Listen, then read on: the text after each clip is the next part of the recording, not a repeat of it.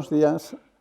De nuevo estoy aquí con vosotros para presentaros la segunda charla. En esta ocasión está a cargo del doctor Enrique Aragüés, médico, psiquiatra y colaborador del Colegio de Médicos de Vizcaya, por lo menos que yo sepa, desde los últimos 4 años de forma habitual.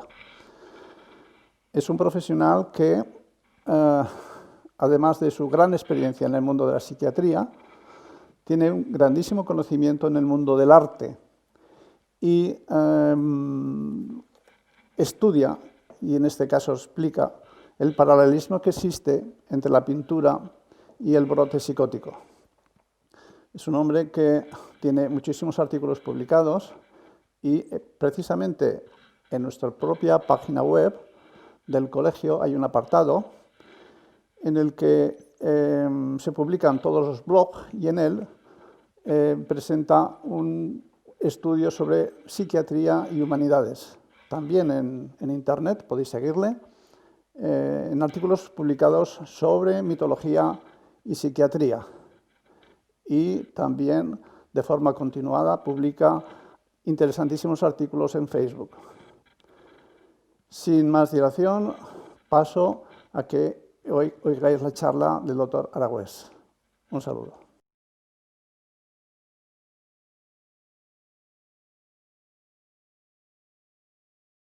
Buenas, soy Enrique Aragüés. Gracias por escucharme, los que me estén viendo en distintos medios. Vamos a seguir lo que habíamos empezado ya anteriormente, que era sobre el paralelismo entre la historia de la pintura y el brote psicótico. La historia de la pintura que hablamos es de la del siglo XIX y siglo XX. Hoy nos toca, ya hicimos la primera parte, hicimos este proceso evolutivo de lo que es un brote psicótico, que hablamos de racionalidad. En ese momento ahí metimos la pintura neoclásica. Dentro de la personalidad premórbida hablamos de lo que se llaman los visionarios, es decir, de Fuseli, de Blake y de Goya, la parte de las pinturas negras. Hicimos la emocionalidad, que ahí entramos ya con el cambio de la pintura hacia otro tipo de maneras de pintar, como fue el impresionismo y posimpresionismo. Y vamos a hablar, basándonos en este libro, que es la enciclopedia La esquizofrenia incipiente, de Krauss Konrad. Vamos a hablar de manera gestáltica. ¿Por qué uso de manera gestáltica? No porque yo sea un gestáltico al uso, sino porque es el estudio de la percepción humana. Es un estudio psicológico sobre la percepción humana y entonces, como estamos hablando de percepciones, me pareció muy oportuno. Y aparte de todo, me viene muy bien para encajar los distintos métodos de pintura de aquí en adelante. Y vamos a hablar del trema.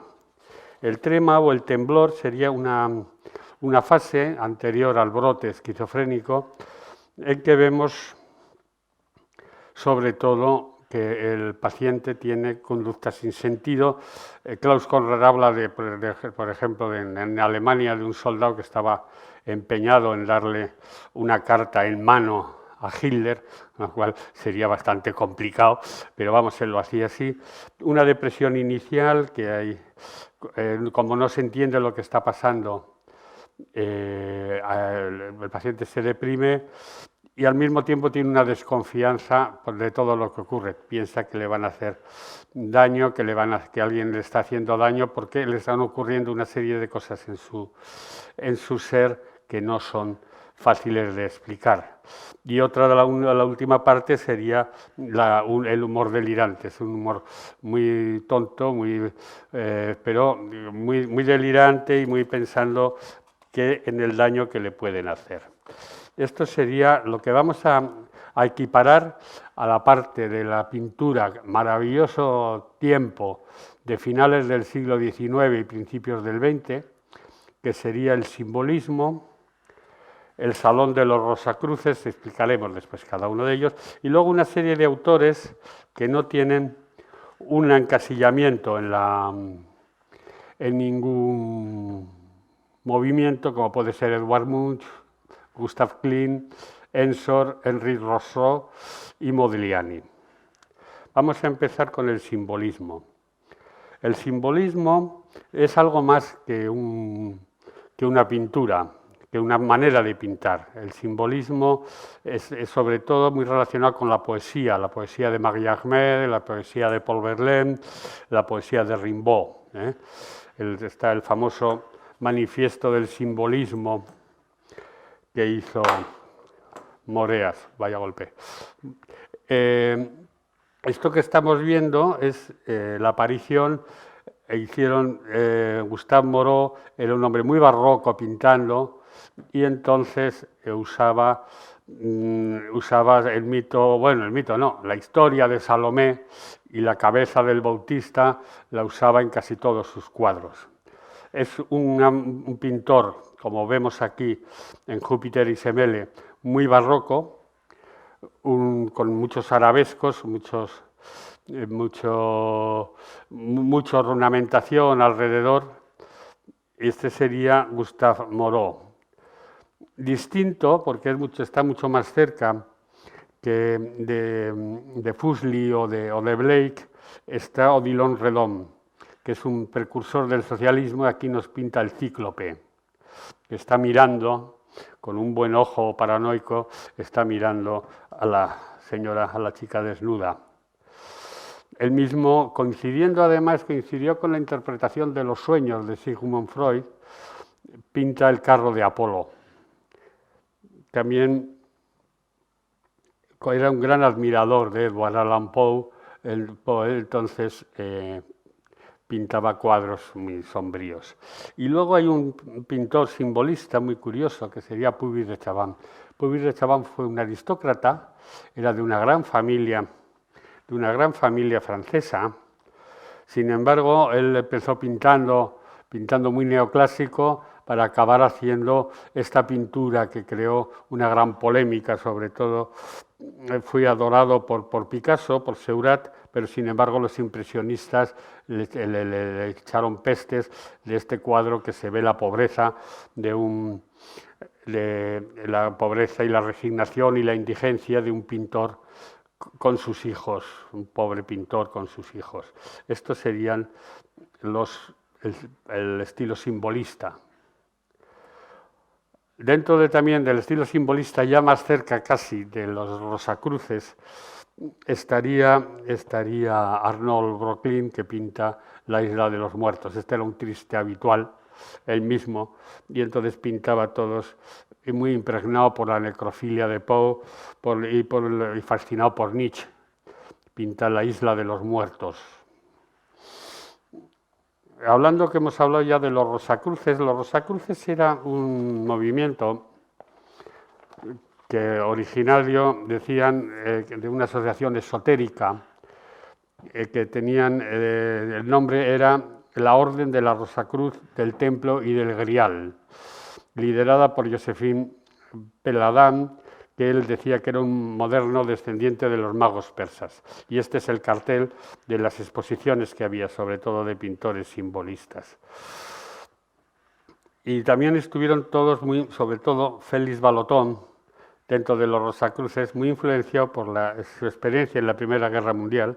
Este pasó por casi todos los grupos, pero él después se hizo hiperrealista con el paso del tiempo, y se murió con 60 años cuando cumplió, el mismo día de su cumpleaños, murió Félix Vallotton, y aquí pinta Verdún sobre la Primera Guerra Mundial. Otro mucho más esotérico sería Holder, que pinta la noche, como si fuera que el pintor está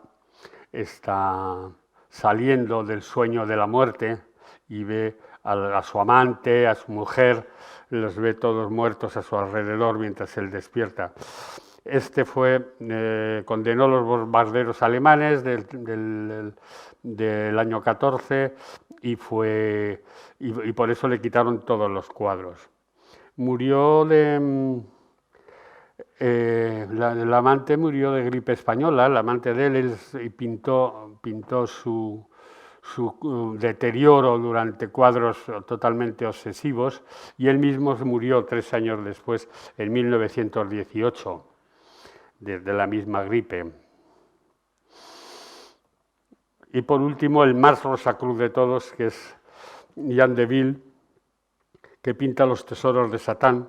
Con 20 años él conoció a Peladán, entonces él creía en el éxtasis, pensaba en la telepatía, en el embrujo, era dentro de la sociedad teosófica, y aquí nos pinta una serie de cuerpos hermosos que están siendo poseídos por Satán.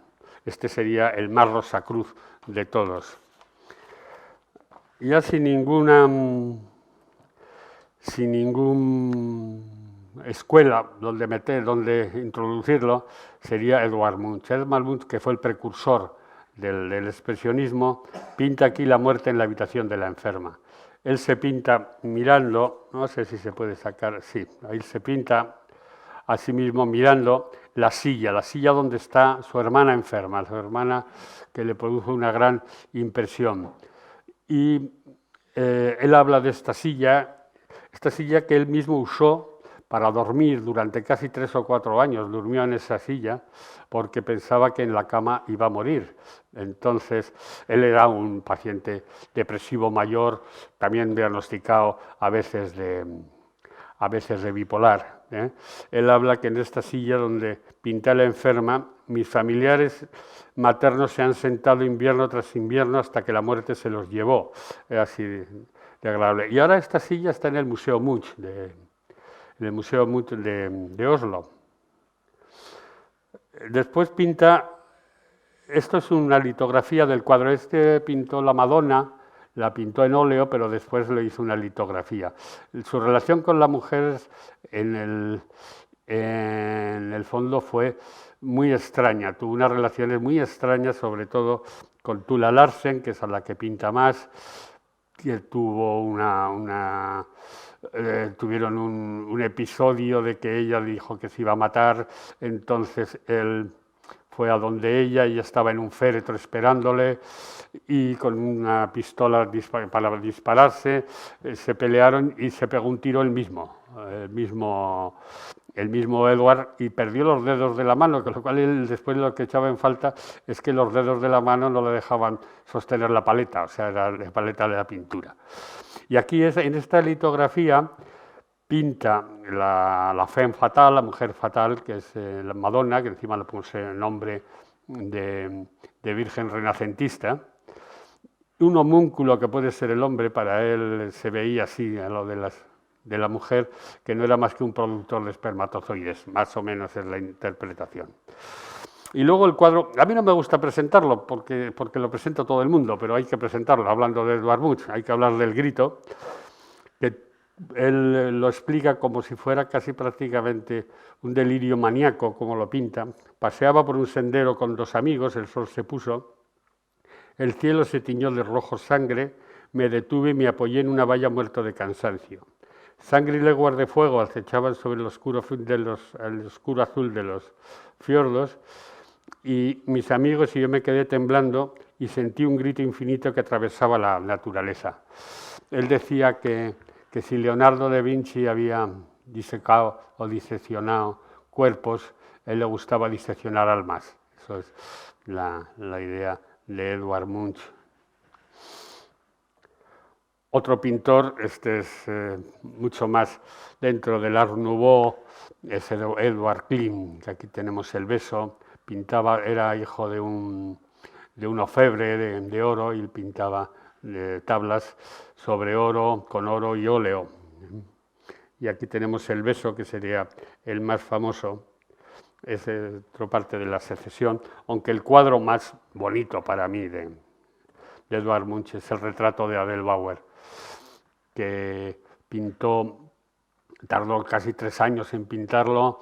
Después este cuadro ha sido muy polémico hasta que fue vendido por un precio récord de $135 millones a un millonario americano que se había enamorado de este cuadro cuando era un crío, cuando tenía 14 años, y lo estuvo siguiendo durante toda la vida.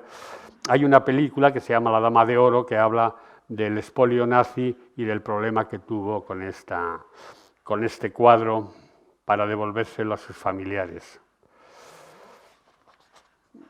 Y este cuadro, Judith, que él tenía unas relaciones, Klimt tenía unas relaciones muy promiscuas, aunque estaba enamorado de su mujer, pero al morir tuvo 14 peticiones. Su mujer de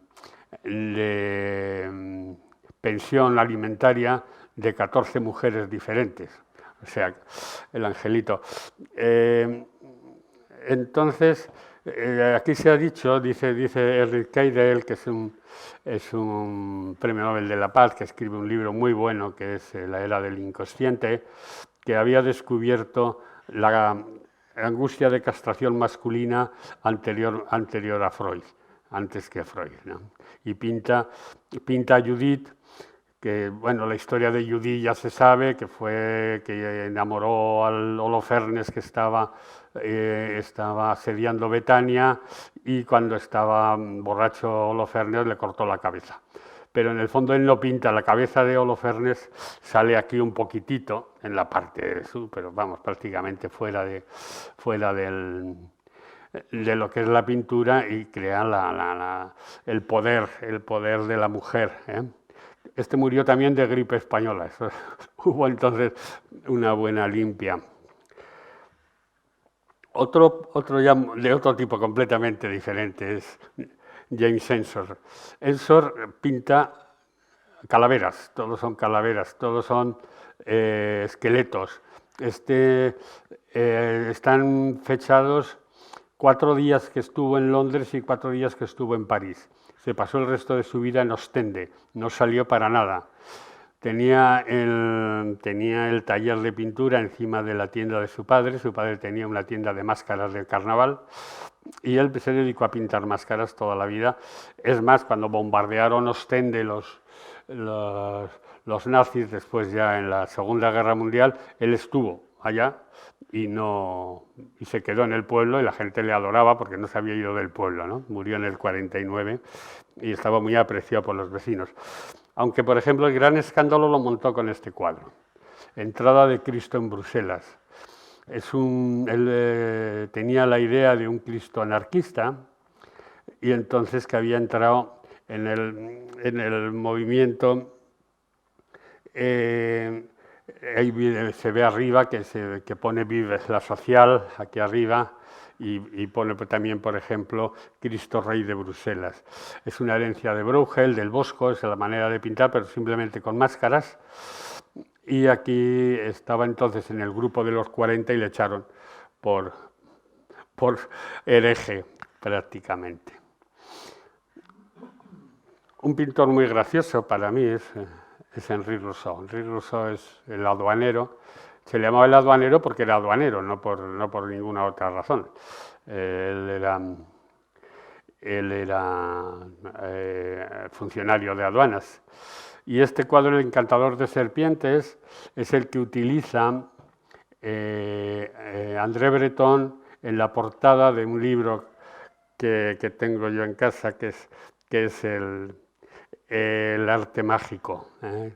Y entonces él pone de portada El encantador de serpientes de Rousseau, que pintaba cosas tan divertidas como esta, ¿no? Como los jugadores de fútbol, y es un precursor de la pintura naif, que luego ha tenido bastante más éxito. No tuvo mucho éxito, le encontró Picasso vendiendo cuadros en las orillas del Sena, y le hizo un homenaje, ¿no? para hacerle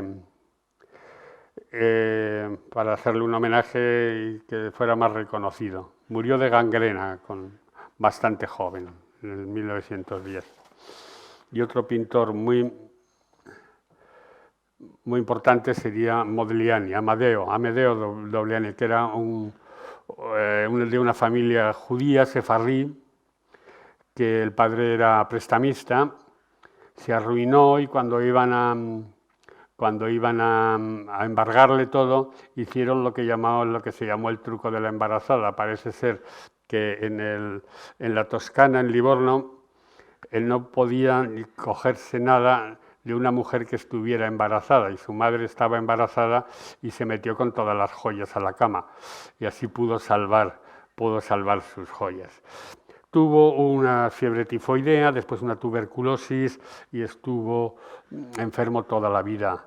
Tenía su amante, que era Jeanne Leuterne, una mujer muy depresiva, que cuando él murió joven, con 36 años, ella se tiró embarazada desde un 5.º piso y se mató. La Jeanne. Y pintó también este desnudo acostado. Este desnudo acostado fue el segundo cuadro más caro que se vendió en el siglo XX.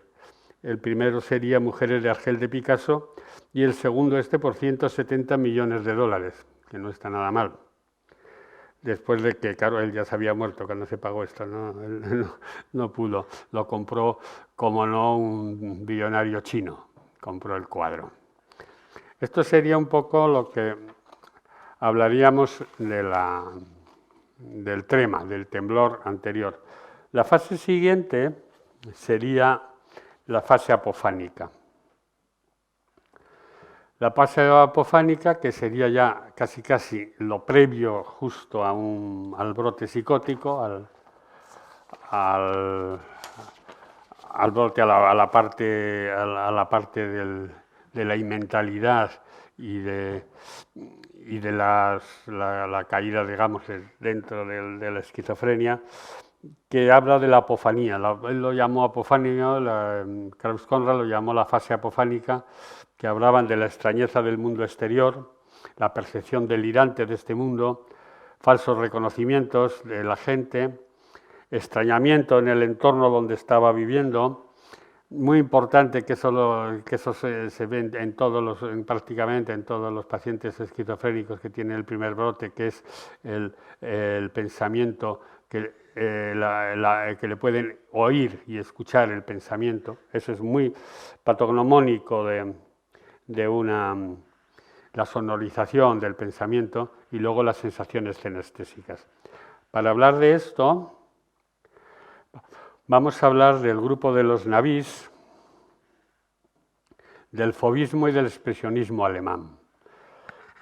Después, en la siguiente que hagamos, hablaremos ya de lo que es el brote, más relacionado con gente que ha salido, como por ejemplo Picasso, pero eso hablaremos en el siguiente. Los navís, el jefe, el patrón de los navís fue Paul Sérusier. Paul Sérusier, que en Pont-Aven, donde se juntaban todos los pintores postimpresionistas, que se juntaban sobre todo bajo la tutela de Paul Gauguin, le dijo a este: si ves amarillo, elige el amarillo más estridente que tengas en la paleta y aplícalo en el cuadro. Es decir, que no hace falta ver las cosas, sino cómo sientes. Y él sentía amarillo. Y este cuadro, que se llama El Talismán, él lo pintó en una caja de cerillas, grande la caja de cerillas, pero vamos, en una caja de cerillas, y fue como si fuera el estandarte de los navís. Los navís se llaman así por la palabra navlim, que es profeta en hebreo. Entonces ellos se consideraban unos profetas, se juntaban en el Café Golpini y en casa del escritor Paul Ransom, que ya le llamaban el templo, o sea, que hicieron una especie de reunión pictórico-religiosa. Dentro de este grupo tenemos a Pierre Bonnard. Pierre Bonnard, que no tenía ningún éxito, pero que empezó a ser conocido porque empezó a hacer anuncios. Uno de ellos es este anuncio del champán de Bré. Él estaba estudiando Derecho, pero se pasó a la pintura y empezó como artista publicitario, ya por lo menos empezó a vivir bien. Se conoce una chica que se llama María Borsen, que era muy humilde, y entonces la llamó Marthe de Meligny, para que quedara como más bonito, más mono. Y entonces la mayoría de sus cuadros son sobre desnudos y muchas veces sobre figuras lésbicas. Y tiene cuadros de paisajes muy curiosos, como por ejemplo La cosecha, que no sé si se fijan, los colores más vivos están en el fondo y los colores más tenues están en la parte de adelante del cuadro. Es como si fuera pintado al revés, es decir, en vez de pintar lo más llamativo en la parte de adelante, lo pinta siempre en la parte de atrás. Elige los tonos más cálidos, siempre los pinta al final. Y otro ya, el Navís de los bellos iconos, como le llamaban a Denis, que este ya revolucionó la pintura religiosa en Francia y pinta la soledad de Cristo dentro de los cuadros religiosos, que tiene muchísimos, y también estuvo muy influenciado por Gauguin. Entonces, de las dos divisiones, él dividía los colores, veía por los colores cuál era la sensación, y iba dividiendo por colores los cuadros. Estos serían y un movimiento muy importante, y no solamente muy importante en la pintura, sino en la visión posterior de la pintura, que son los fauves. Henri-Émile Matisse, que pinta aquí la danza que está en el MoMA de Nueva York. Fauvismo viene de fiera, de fauve, de francés. Entonces lo que cambió totalmente fue la figura del marchante. Es decir, hasta entonces los pintores habían intentado vivir de la pintura y más o menos casi todos empezaron a ser conocidos cuando ya no necesitaban ser reconocidos porque estaban muertos. Y aquí ya, a partir de aquí, y ya en los movimientos siguientes, y no digo nada ahora, el marchante es el que marca la diferencia, y el marchante es el que más o menos hace que estos produzcan cuadros, y el marchante es el que los vende. El más famoso de todos fue Ambroise Vollard, que ayudó a esta gente, bueno, les ayudó, se hizo millonario también con ellos, pero Matisse fue posiblemente con Picasso los dos pintores más reconocidos del siglo XX, que dirigieron, digamos, toda la pintura desde este momento hasta ya después de la Segunda Guerra Mundial. Henri Matisse pinta también este cuadro, que es Calma, lujo y voluptuosidad, que está basado en un poema de Paul Verlaine, Invitación de Flores del Mal, dentro del libro Flores del Mal, que dice: allá todo es orden y belleza, lujo, calma y voluptuosidad. Aunque la manera de pintarlo prácticamente recuerda mucho más al puntillismo de Signac, pero fue una manera de pintar, y fue uno de los más reconocidos pintores. Dentro del fauvismo, que utilizan el color, el uso del color de los fauves es carismático. Tenemos a Derain, que pinta el camino giratorio, L'Estaque. L'Estaque es donde pintaban. Cuando en la Academia de Arte conoció a Vlaminck, que hablaremos después, y a Henri Matisse, y con ellos empezó a pintar y a hacerse conocido. Este hombre tuvo un problema, que le gustaba mucho a Ribbentrop, que era el general nazi, que eso pasó en la Segunda Guerra Mundial ya, que había conquistado París. Entonces le gustaba mucho, le quiso que le pintara, Derain se negó, pero sin embargo aceptó un viaje a Berlín para conocer a Hitler, y entonces le publicitó mucho la propaganda que también llevaba Hitler, y la propaganda alemana, y después de la guerra tuvo muchos problemas porque fue acusado de colaboracionismo con los nazis. Otro pintor que no quería ser pintor, que quería ser ciclista, es de Blemick. De Blemick, Maurice pinta paisaje de otoño, pinta en colores muy vivos, muy vivos, muy vivos. Se dedicaba a hacer, para ganar la vida, se dedicaba a dar clases de violín y a escribir novelas eróticas. Y luego vivía del ciclismo. Fue un ciclista bastante reconocido, de Blemick, Maurice de Blemick. Pero, sin embargo, una fiebre tifoidea le hizo abandonar el ciclismo y ya se dedicó exclusivamente a la pintura. Y con André Derain forman los dos una buena amistad, hacen un taller que les va muy bien y entonces producen un montón de pintura y por eso después vivieron bastante bien. Lo mismo que Henri Dufy. Henri Dufy, que pinta sobre todo puertos y viejas casas en Honfleur, que también hizo diseños, tejidos, decoraciones, etcétera, etcétera. Son los pintores fauvistas. Y un pintor fuera de toda escuela, otra vez, tenemos a Marc Chagall. Marc Chagall es un pintor judío que pintaba en judío. Pintaba, aunque haya una cruz encima de la iglesia aquí arriba, en este pueblo, pero pintaba siempre pueblos, gorros judíos, etcétera, etcétera, y esto era el pueblo, la aldea y yo, pinta en este cuadro, rememoranza de lo que también está en el MoMA. Este había nacido en Bielorrusia, una familia de judíos, se fueron a San Petersburgo, con la Revolución Rusa se implicó muchísimo, llegó a ser comisario de arte de la región de Bistec, donde él había nacido, pero sin embargo las desavenencias con Malevich y sobre todo las presiones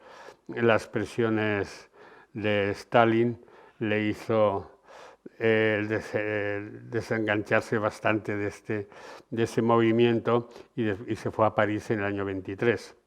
Lo que pasa que en París conoció a su gran amor, Bella Roselfeld, que también era hija de judíos, que tiene este cuadro tan bonito que es Aniversario. La pintó a Bella, le pintó montones de cuadros, todos sobre sus amores. Entonces, estaban viviendo en Francia, en París, y claro, al llegar los nazis a París, él era judío, entonces se vio que ya era considerado como judío por muy buen pintor y ya bastante reconocido que era.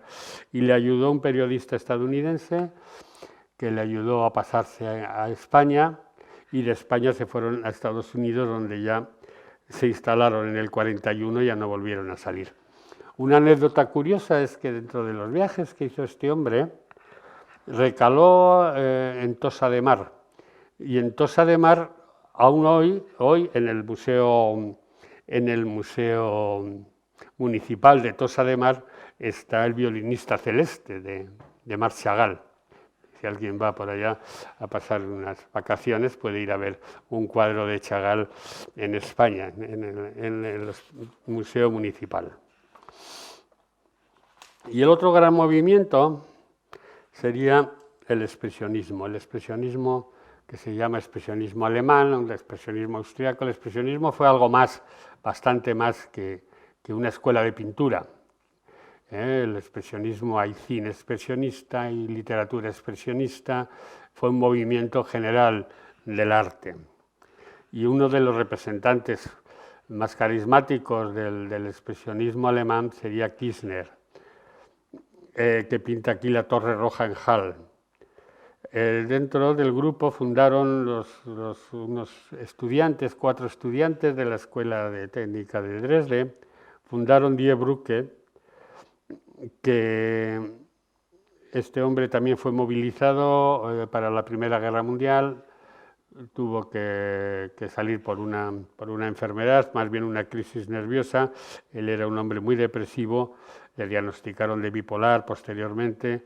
Encima todos estos fueron fueron calificados como arte degenerado por los nazis y se suicidó cerca de Davos, cerca de donde vivía, y se suicidó en el 38.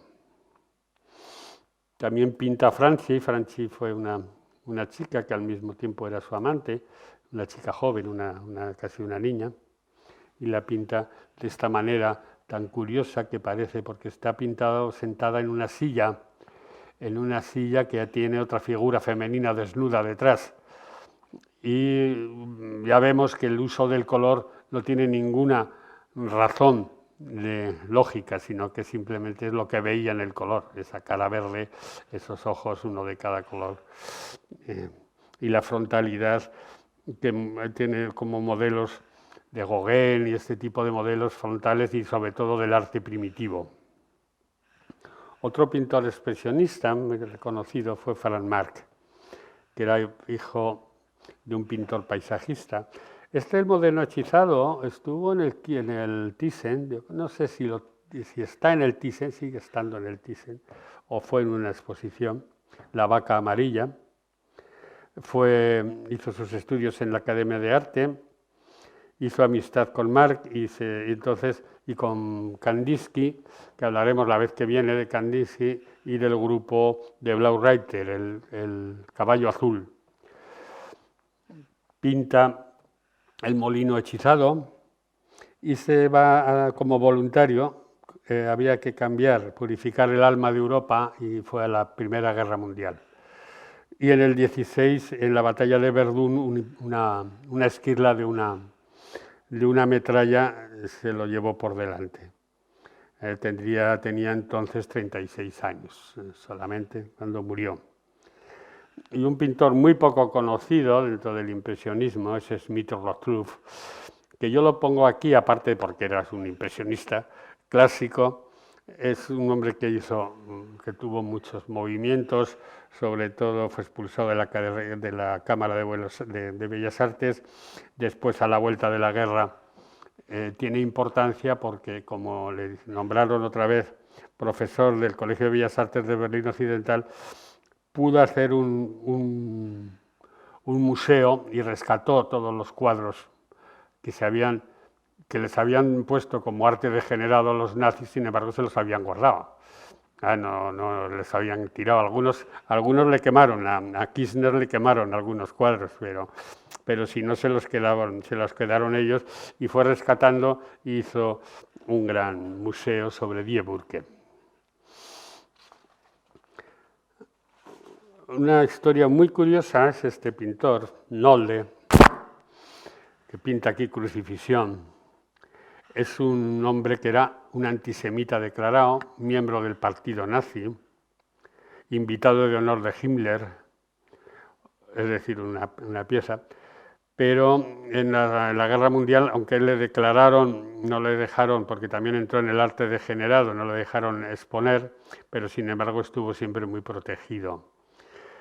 Sin embargo, estaba en la Cámara de Bellas Artes, le expulsaron, pintó cosas como el Becerro del Oro, y al acabar la guerra, él se declaró represaliado por el nazismo y entonces todo el mundo fue muy bien considerado, pero lo que pasa es que luego en 2019, es decir, el año pasado, se hizo una exposición, se descubrió su pasado nazi, su pasado semita, y la Angela Merkel quitó los cuadros que tenía en la Cancillería porque les habían puesto cuadros de Nolde y quitó los cuadros de Nolde. O sea, al principio unos no le dejaron no le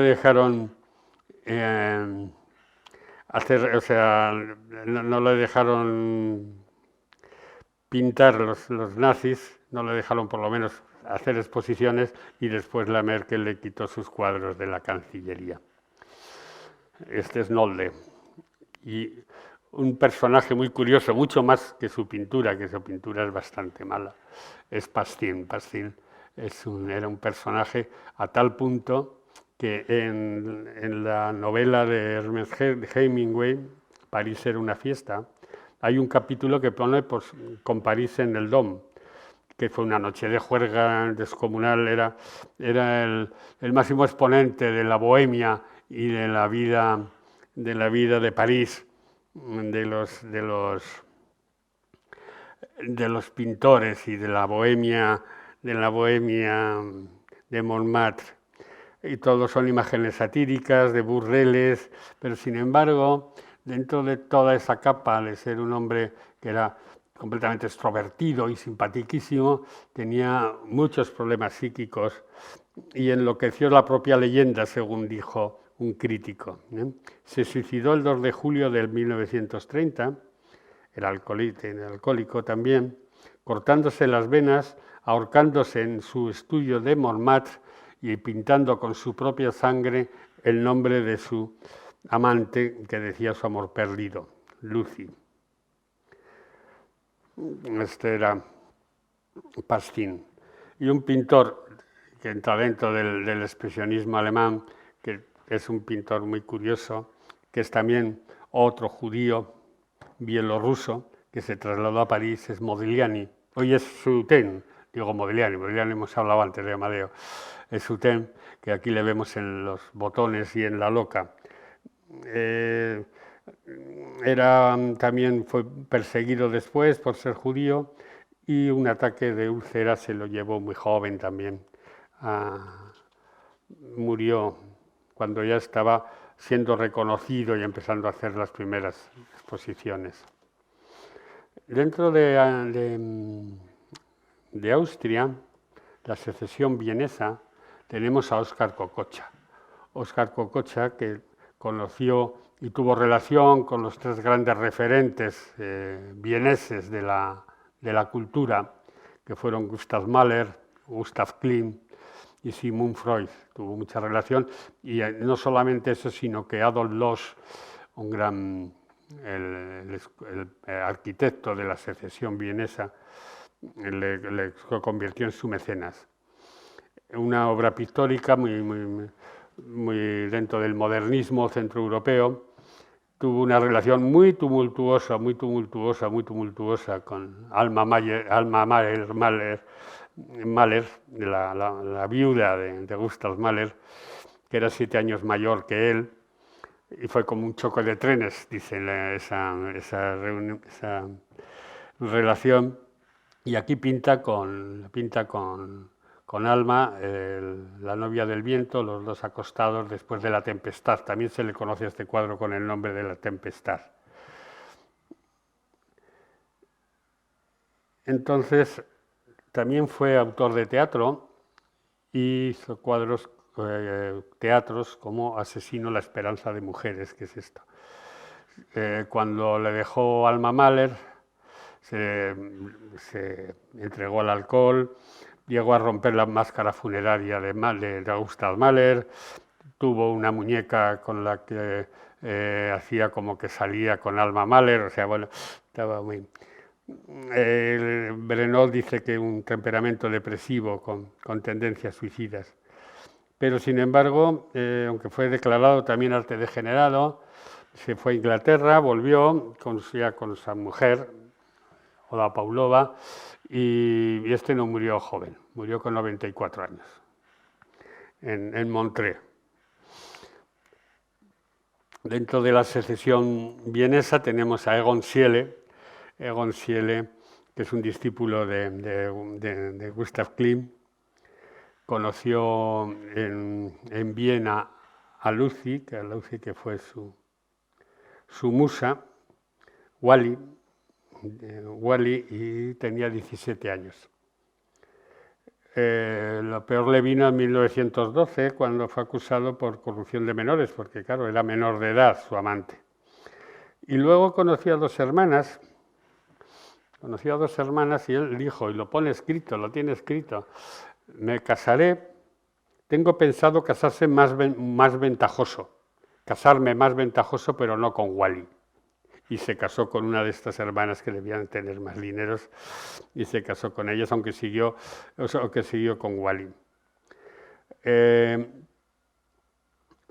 se casó con Edith, de las dos hermanas Arps, y que murió de la gripe española, para variar. Murió en 1918 y él murió de la misma enfermedad con 28 años, Egon Schiele.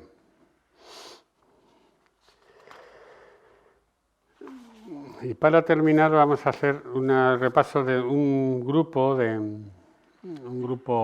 dentro del expresionismo alemán, pero de un expresionismo mucho más político, de una lucha mucho más política, que son la nueva objetividad. La nueva objetividad, que sería, el representante sería Jos Gross, que pinta aquí Metrópoli, que estuvo impresionado por la Revolución Rusa, se afilió al partido espartaquista. Espartaquista es el partido que después fue el Partido Comunista Alemán, de Rosa Luxemburgo, y fue detenido muchas veces por incitación al odio, ofensa al pudor, vilipendio a la religión y muchas cosas. Tuvo que emigrar a Estados Unidos en 1933, aunque ya había dejado el KPD, el Partido Comunista. Pinta también, las caras son inconfundibles de Gross, Ladronzuelos en la barra. Yo le vi una exposición muy buena que hicieron también en el Thyssen de Gross y valía mucho la pena.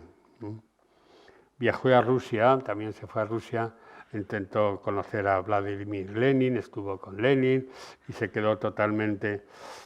Al principio no le impresionó mucho y después dejó el Partido Comunista, no sé qué vería en aquel momento.